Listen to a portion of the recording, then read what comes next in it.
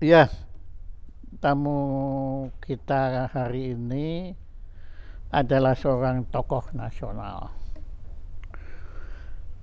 Tapi hari ini kita tidak akan bicara tentang ketokohan beliau yang sudah dikenal oleh seluruh warga bangsa Indonesia ini.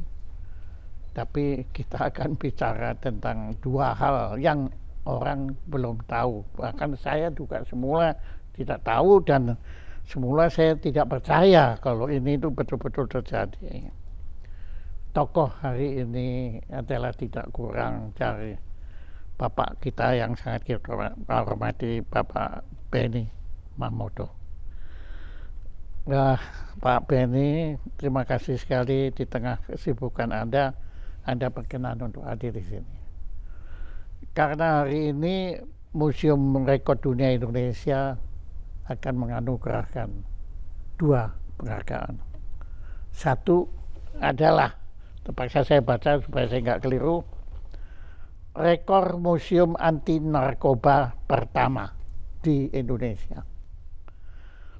Yang kedua adalah ini namanya Wale Manguni, yaitu rekor museum Manguni. Nah, Manguni ini yang menarik itu ternyata adalah bahasa Minahasa ya, Manguni. Burung hantu. Di sini ditulis pertama di Indonesia dan satu-satunya. Tapi saya ragukan Pak, ini bisa bukan di Indonesia, di dunia Pak, ini saya, karena saya juga sudah, dan terus terang saya pribadi juga sangat suka kepada burung hantu. Ya karena ya pokoknya keren lah, dia itu burung yang keren sekali kan. Ya tapi Anda kok sampai punya museumnya, itu yang saya kagum. Dan itu bukan hanya di Indonesia, saya kira di dunia loh Pak. Saya di Yunani, Mesir, nggak pernah ketemu museum burung hantu. Sosok burung hantu saya mau ya, tapi museumnya itu ya.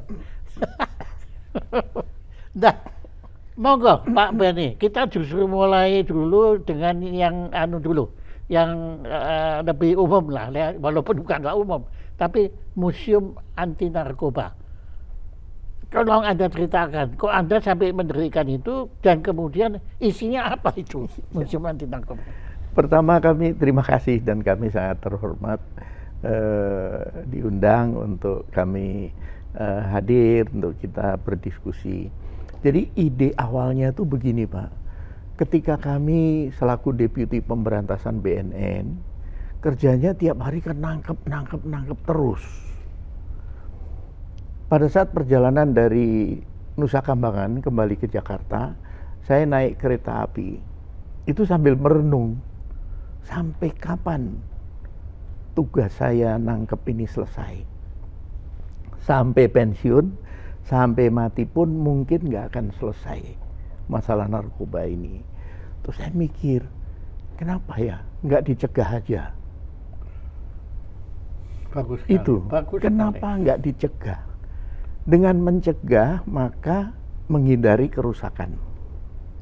Dengan mencegah maka anak-anak itu sadar risikonya bahaya, akhirnya menjauh, bahkan menolak.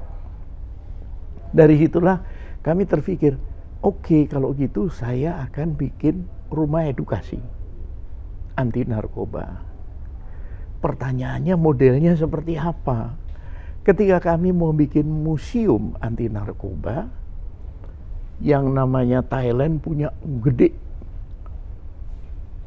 sekali Pak, karena lengkap, jejak sejarahnya itu ada semua. Di mana Pak? Di Chiang Rai, di dekat segitiga ke atas ya.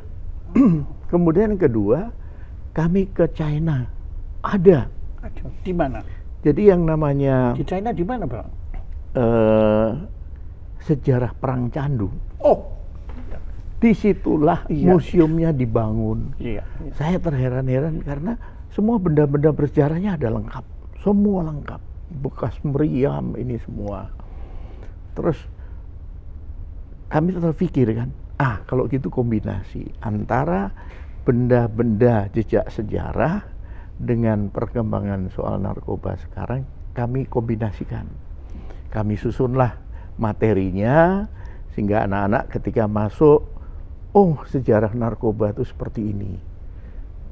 Jangan salah, waktu perjuangan dulu, kemerdekaan, Laksamana John Lee, itu ngirim candu ke Singapura.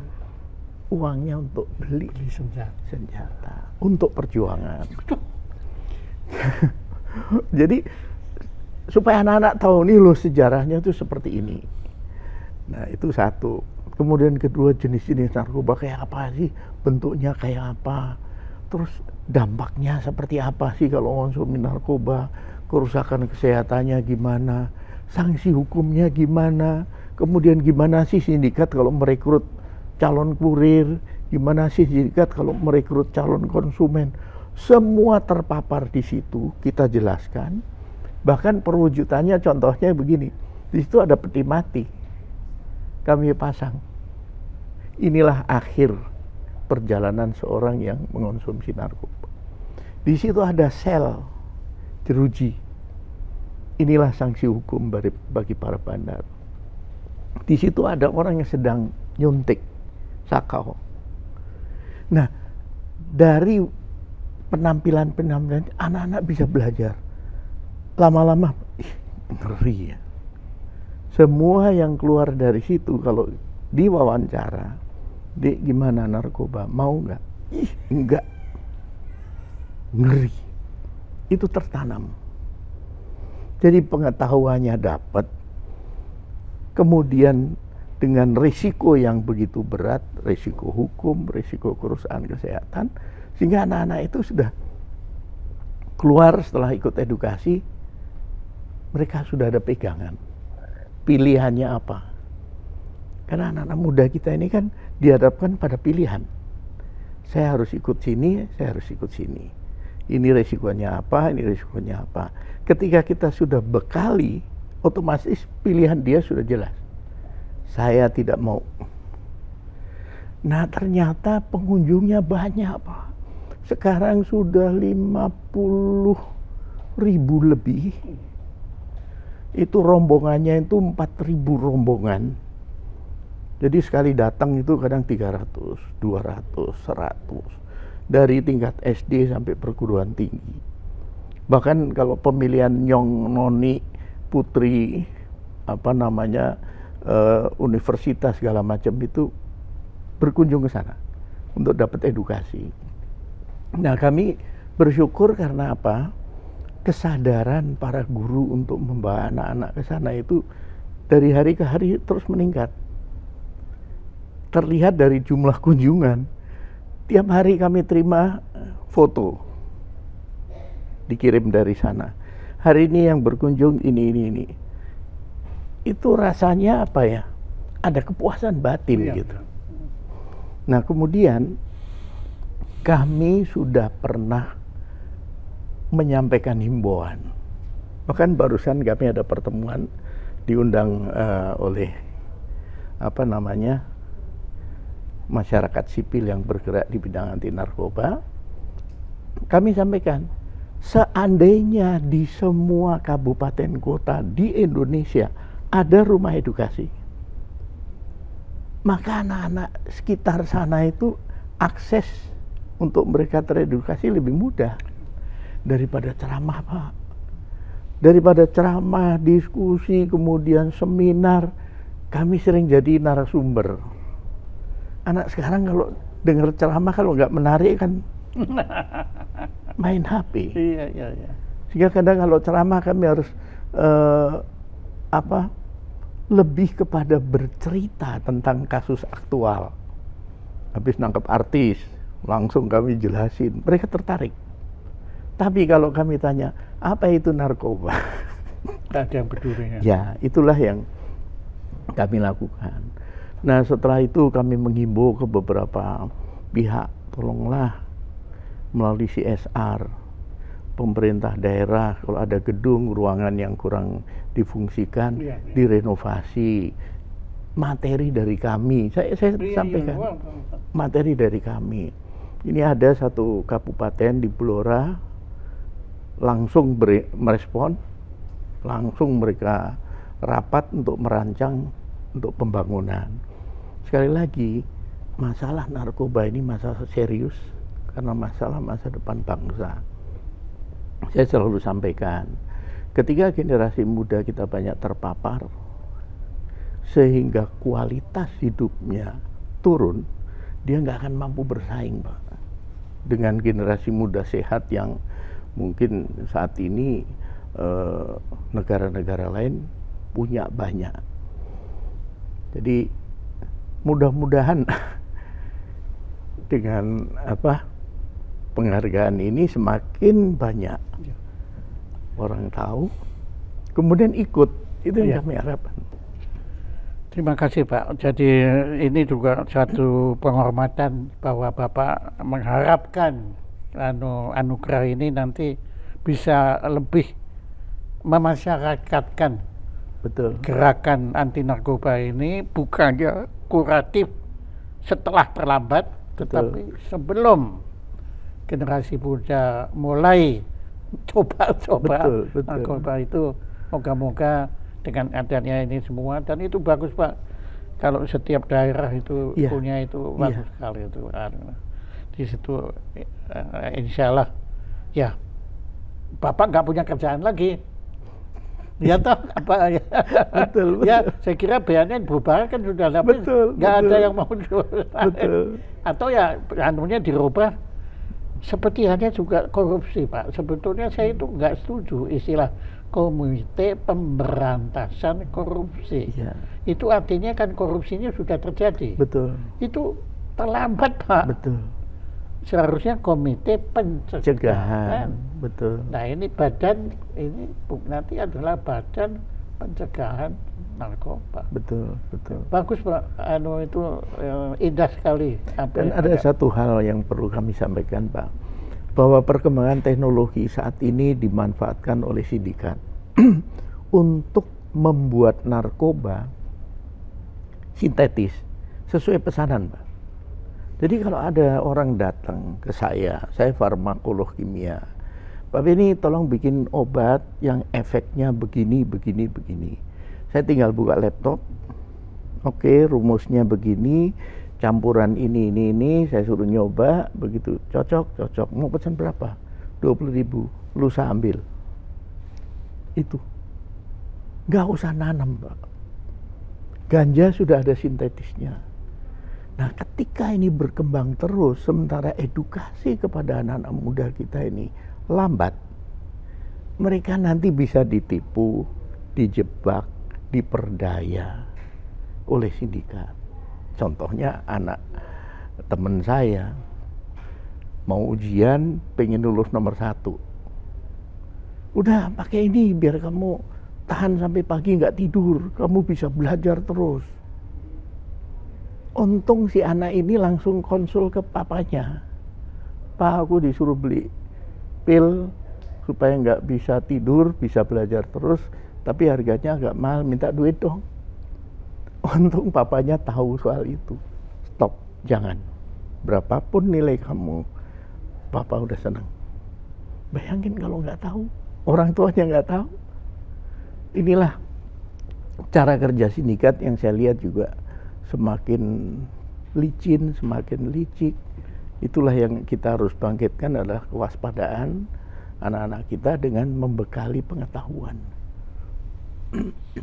Terima kasih Pak Benny. Bolehkah saya mengajukan satu pertanyaan khusus tentang narkoba ini? Pertanyaan saya itu lahir dari sejarah alkohol, anti alkohol di Amerika Serikat. Waktu itu gara-gara ada gerakan anti alkohol itu, ya malah kemudian bangkit Al Capone dan teman-temannya itu kan. Jadi mereka malah memproduksi seperti Bapak bilang tadi, alkohol dalam bentuk melalui pasar gelap. Nah, setelah kemudian gerakan ini dihentikan, abolisme ini, ternyata malah kemudian ya alkohol ya masih dipakai, tapi tidak tidak diperjualbelikan lagi dan tidak menjadi barang yang dicari, begitulah. Di sana ya siapa yang mau minum silakan minum. Nah, kemudian kita lihat juga di Belanda dan lain-lain, itu Bapak sudah tahu arah saya mau kemana. Itu kan termasuk teman kita yang petinju itu kan sekarang kerjaannya kan punya kebun ganja kan Pak. Karena ganja dinyatakan bukan termasuk narkoba yang dilarang. Nah itu bagaimana? Menurut Bapak bagaimana? Jadi menurut kami begini, pertama perlu dipahami bahwa bicara masalah narkoba ini sesungguhnya kita bicara masalah kesehatan. Ketika semua itu dikonsumsi dengan jumlah takaran tertentu dengan resep dokter, itu kepentingannya medis. Tapi yang terjadi disalahgunakan. Maka judulnya selalu penyalahgunaan narkoba. Itu masalahnya di sana. Iya. Nah, banyak yang tanya ke kami, bahkan pernah ada demo legalisasi ganja. Jawaban kami singkat, ini undang-undang kalau mau ngerubah ke DPR. Ya, Itu jawaban singkat saya gitu. Iya, betul. Dan memang benar. Ya, tetapi saya sampaikan, masyarakat kita belum siap. Perlu edukasi, perlu kesadaran. Ya, selama ini ya jalan Bapak yang paling tepat sudah. Betul, jadi seperti di Belanda, oke, diizinkan pakai narkoba di lokasi tertentu, dilokalisir. Bebas, CCTV di mana-mana, merekam wajahnya siapa yang pakai dan sebagainya, identitasnya ketahuan. Tapi efek dari konsumsi itu setelah keluar. Makainya di situ jam 1 sampai jam 2, jam 3 dia pulang, mengendarai mobil, itu sedang bereaksi, nabrak, mukul orang. Jadi alkohol ya Pak? Iya. Akhirnya juga mereka kasih, ya udah tutup aja. Oh akhirnya karena ternyata bukan menjadi solusi. Jadi solusinya ya sebetulnya pencegahan itu. Iya, pencegahan, edukasi, kemudian seandainya pemerintah akan melegalkan dalam konteks untuk kepentingan medis, mau produksi ganja untuk dijadikan nanti kepentingan medis, asal ada izin, diawasi ketat, boleh-boleh saja. Sekali lagi kata penyalahgunaan itu. Penyalahgunaan. Iya. Iya. Itu yang saya kurang perhatikan. Ya, oke Pak. Terima kasih sekali atas pencerahan Anda mengenai Museum Anti Narkoba. Nah, sekarang datang ke museum Anda yang mungkin satu-satunya di dunia ini ya. Museum apa namanya? Manguni.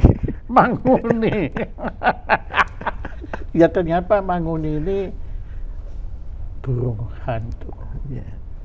Monggo, silakan. Anda berkisah kalau ini, wah. Ya.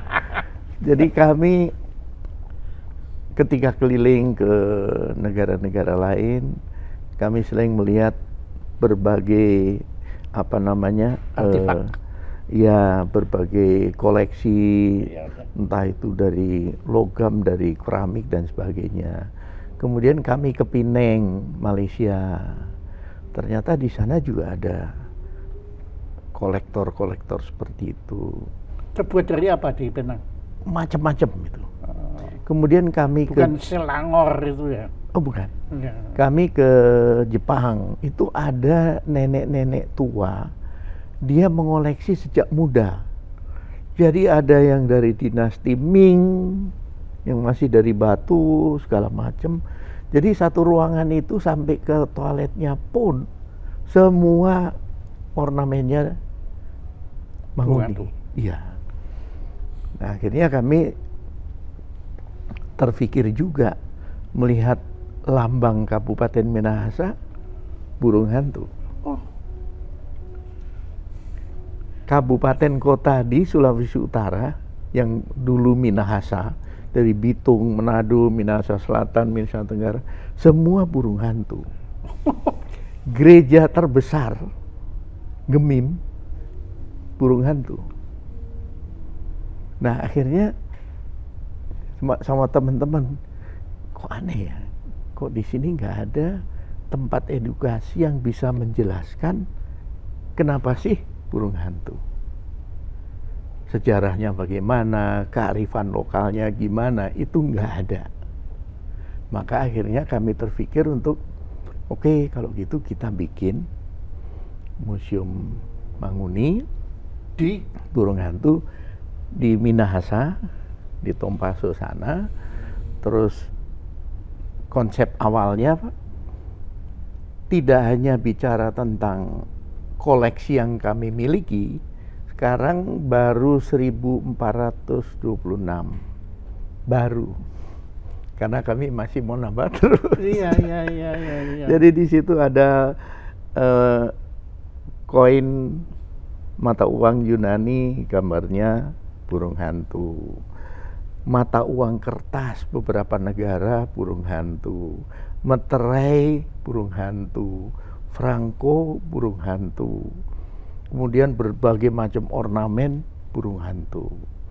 Itu kami kumpulkan setiap pergi kemana-kemana selalu. Jadi anak-anak, istri, temen itu kalau ngoleh-oleh saya, Iya, burung hantu. bukan barang yang lain, Iya. ya burung hantu. Anda pernah memelihara burung hantu? Pernah. Katanya sulit ya memelihara. Memang tidak mudah karena itu perlu sentuhan khusus ya, dan makanannya kan tikus hidup yang dimakan bagian dalamnya. Kalau nggak hidup, Memang ada di Minahasa mereka yang suka pertunjukan, kemudian tuh ambil foto segala macam, itu mereka sudah bergeser, makanannya sudah beradaptasi dengan apa yang dimakan oleh si manusia. pemilik. Ya, Ada itu, maksudnya kalau di Jakarta kan dulu monyet itu ya, monyet itu. Kalau ini tuh burung hantu ya. betul. Disuruh apa burung hantu ini? Diajak foto dengan pengunjung, taruh di sini, taruh di tangan, seperti itu. Itu cengkeramannya kan, Oh iya, keras, apa namanya, tajam sekali memang. kalau foto kan luka di sini. Nah, Tapi kalau yang seperti kita lihat di Arab itu burung elang dipakai untuk berburu, burung hantu nggak ya. bisa ya? Nah jadi begini, untuk burung hantu ini memang yang dicari itu kan tikus, Oh, tikus. karena makanan mereka itu ya tikus.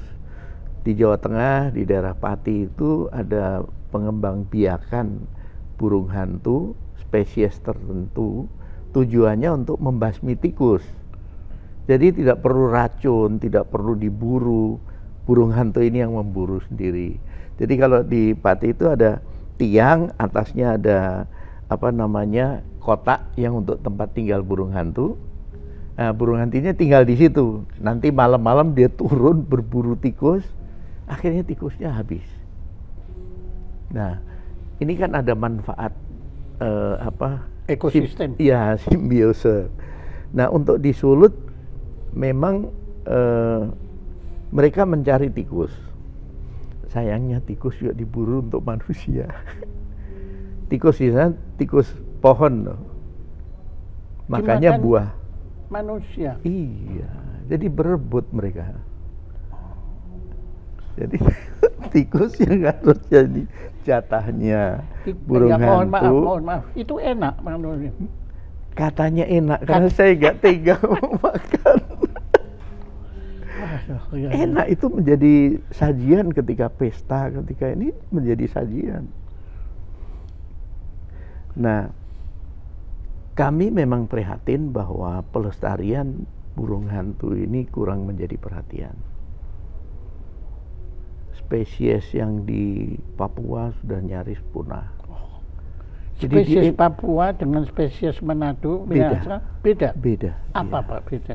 Macam-macam. Jadi Sulawesi ada sendiri, Sumatera ada sendiri, Jawa ada sendiri.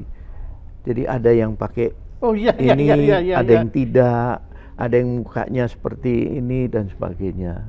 Ada sekian spesies yang saya tahu Papua itu nyaris punah.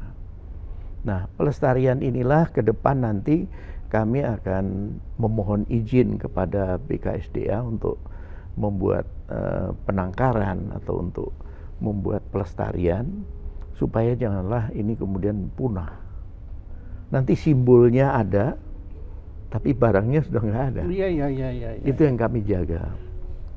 Satu hal, Manguni ini oleh masyarakat Minahasa, oleh para leluhur dulu, itu mendapatkan tempat yang spesial, terhormat. Karena apa? Ketika teknologi belum ada, ramalan cuaca belum ada, kelahiran belum ada dokter yang meriksa, melalui bantuan bunyi atau suaranya burung hantu inilah para leluhur dulu menafsirkan, kalau bunyi gini, oh terjadi ini, bunyi gini terjadi ini. Jadi seperti Morse itu ya? Iya. Jadi kalau bunyi dut, dut, dut, mau ada kematian. Bener ada yang meninggal. Dudut, dudut, ada kelahiran. Ada kelahiran. Bunyi gini ada maling, pencuri. Atau ada bencana. Nah, saya membuktikan sendiri. Suatu hari saya ingin berkunjung ke suatu desa yang adatnya masih kuat. Tokoh-tokohnya di situ masih kuat. Berkali-kali janji itu batal karena saya tiba-tiba ada tugas. Akhirnya saya putuskan gini, kita bikin kejutan. Gak usah ngomong mau datang. Jam 3 pagi berangkat karena perjalanan agak jauh, sampai di sana tuh subuh. Harapan kami itu surprise. Mereka pasti, ini ternyata tenang-tenang saja. Lama-lama saya penasaran, saya tanya, emangnya udah tahu saya mau datang? Udah, Pak. Tadi malam Manguni udah bunyi. Nah, seperti percaya itu. atau tidak? Ya, percaya atau tidak. Kalau saya memaknai begini, segala ciptaan Tuhan itu pasti punya. Ada maksudnya. Iya, dan punya kemanfaatan buat kita lah. Iya. Makanya harus dilestarikan, harus ini. Nah, kami juga sempat nulis buku tentang Manguni. Ada. Kaitannya dengan kearifan lokal. Ada Bapak? Ada. Nanti satu. Oh, tolong ya itu. Iya. Karena saya juga di Kompas pernah menulis tentang burung hantu. Tapi sebagai pengagum aja, saya tidak ngerti. Karena menurut saya ini makhluk istimewa. Betul. Setelah kami pelajari, satu, bisa melihat di tengah kegelapan, jarak 300 meter, tikus. Yang kedua, kalau terbang sayapnya itu hasil penelitian tidak bunyi. Kalau burung dara kan pek, pek, pek. Ini enggak. Hingga tikus itu enggak bergerak. Langsung kena. Itu dari sisi mata. Hebat. Dari sisi ketajaman pendengaran. Pendengaran maksudnya. Kemudian di punggung itu ada semacam antena ya. Di bagian punggungnya. Nah, mungkin itu yang menangkap tanda-tanda alam. Direspon dengan dan bunyi. Kalau nggak salah dia bisa memutar kepalanya. Betul. Dia putar. Seperti film Exorcist. Iya. Jadi memang semakin kami pelajari ini semakin kami mengagumi karena ini ciptaan Tuhan yang luar biasa. Jadi ketika leluhur Minahasa kemudian mempelajari kemudian menggunakan itu untuk kemanfaatan sebagai pertanda, ya tepat. Makanya saya sering bilang, berbanggalah jadi orang Minahasa. Nggak kalah sama di Yunani sana. Myanmar waktu SEA Games lambangnya Manguni. Myanmar. Mesir? Iya. Jadi Jepang, Korea, Myanmar itu kan kalau nggak kan burung hantu kan dewa. Itu simbol kalau untuk Jepang, Korea, kemudian Myanmar keberuntungan. Oh, justru keberuntungan. Iya. Kalau China bagaimana, Pak? China kami berburu ke sana malah sempat datang ke pusat pengrajin. Itu berbagai macam koleksi juga banyak. kalau melihat koleksi yang ada di Jepang, di rumahnya nenek yang Iya, kami itu tadi. kunjungi itu, sejak dinasti Ming Iya, Ming. sudah ada. Jadi memang burung ini burung yang istimewa menurut saya. Bapak masih piara sekarang? Kami sedang mengurus izin untuk Menangkar padahal. Ya? menangkar supaya kami bisa mendatangkan dari berbagai daerah. Semua spesies yang ada di Indonesia ini Hebat. bisa dilestarikan. Wah, hebat gitu. Pak. Terima kasih sekali ya Bapak sudah menjadi ornitologis spesialis burung hantu. Itu. Orang sering tanya ke saya, Bapak kan polisi, tapi kok hobinya aneh-aneh kayak gini? Itu bukan aneh Pak, itu bahkan menurut saya itu bukan hobi ya, itu amanah sebetulnya, Ya, tugas ya. Anda kan, Betul. dipercaya oleh Yang Maha Kuasa gitu. Ya, hebat sekali Pak. Apalagi yang Bapak bisa ceritakan tentang Manguni? Jadi untuk Manguni ini memang memerlukan penanganan khusus. Tadi kalau di sana karena alam sudah banyak dirusak, hutan-hutan ditebang, alih fungsi, sumber makanan dia berebut dengan manusia. Berebut ya. Berebut. Kasihan, jadi kalah duluan ya makanan sudah habis. Maka perlu upaya yang serius. Tentunya kami harus bersinergi dengan pemerintah, dalam hal ini BKSDA, untuk ada satu program khusus lah untuk pelestarian ini. Karena kalau tidak, hanya dibiarkan, kepedulian publik juga saya melihat tidak begitu tinggi ya. Jadi menurut Anda mereka butuh iklim tertentu enggak? Maksudnya apakah bisa di Jakarta ini atau harus di Puncak atau bagaimana? Kami melihat mereka adaptasinya mudah,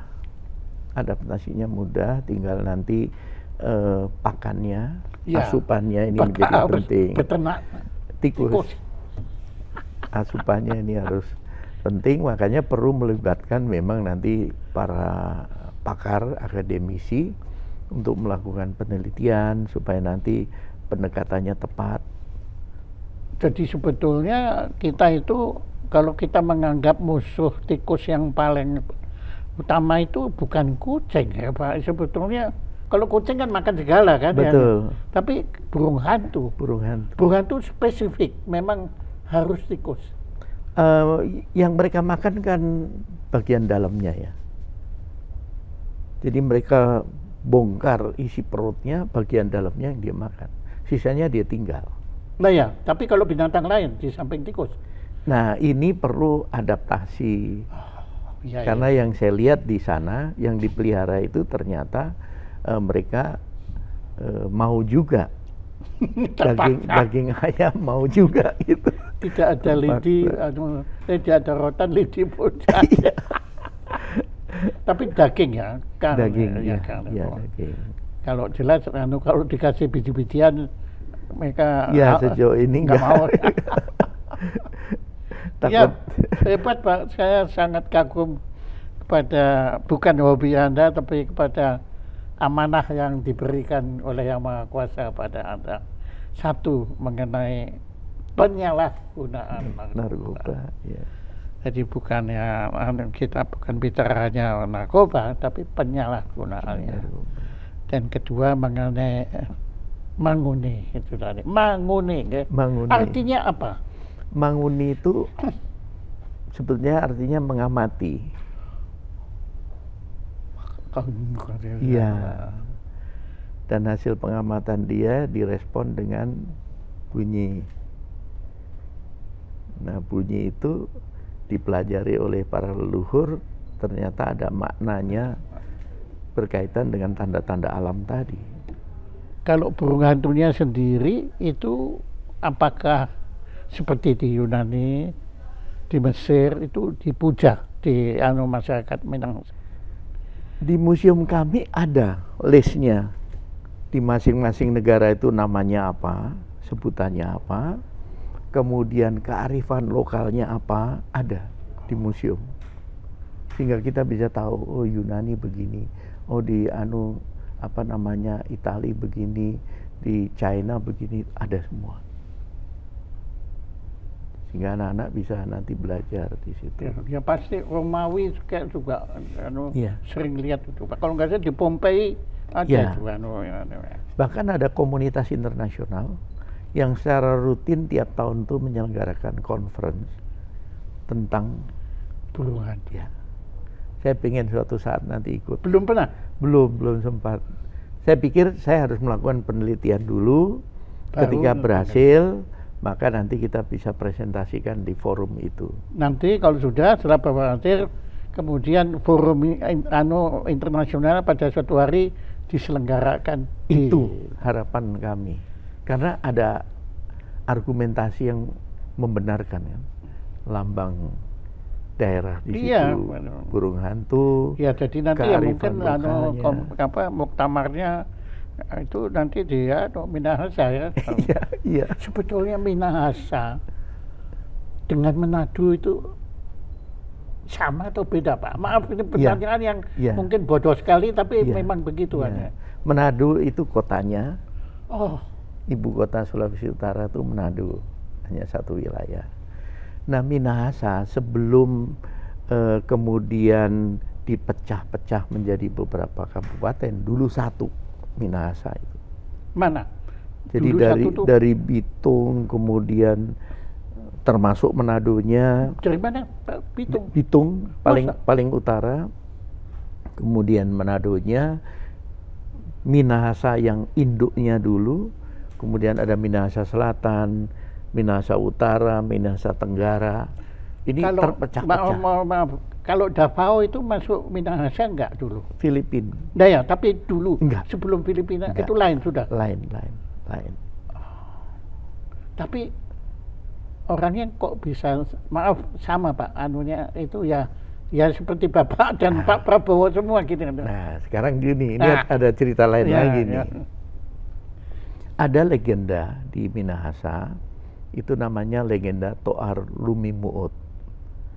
Bahwa dulu itu ada putri raja Mongol, karena ingin nikah dengan masyarakat biasa, akhirnya diusir.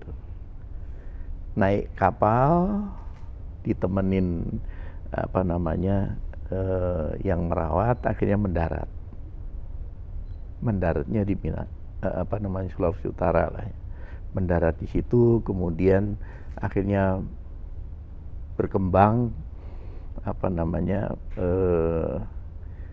jadi seperti legendanya di Jawa ada Majapahit, Pak.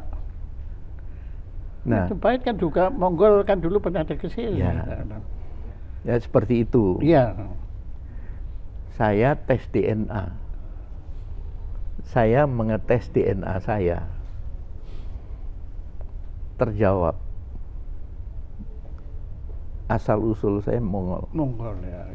Baru turun ke Jepang, Korea. Oh, ke Jepang dulu ya. Korea, baru turun Jepang, Korea, ini bisa ke Filipina, terus kemudian turun lagi ke Sulawesi. Dan ada yang ke Jawa dan juga. Kalimantan. Oh, ya. Jadi ciri-cirinya memang hampir sama. Cirinya. Makanya setelah di satu sisi ada legenda, di sisi lain saya tes DNA, oh berarti ya benar. Iya. Ini secara ilmiah kan? Iya. Ya. Jadi Bapak tuh mirip sekali dengan Pak Hasyim. Saudaranya siapa? Saudaranya Pak Prabowo. Sekarang tawa persis. Iya. Terima kasih Pak Benny Mamoto atas pencerahan yang sangat-sangat menarik dan indah menurut saya. Sehingga kita bisa lebih menghormati dan menghargai karsa dan karya kebudayaan Indonesia yang luar biasa sekali. Nah, mari piagam murinya mana? Dengan bangga hari ini kami menganugerahkan piagam penghargaan Museum Rekor Dunia Indonesia dianugerahkan kepada Museum Wale Anti narkoba atas rekor museum anti narkoba pertama di Indonesia yang diharapkan akan terus berkembang, akan dilanjutkan oleh daerah-daerah lain. Ini dianugerahkan kepada Museum Wale Anti Narkoba Prakarsa Bapak Benny Mamoto. Tepuk tangan untuk rekor Indonesia ini. Silakan. Selamat Pak. Masih ada lagi satu.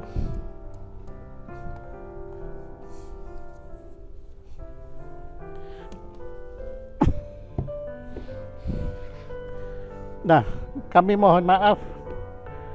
Di sini masih tertulis rekor Indonesia.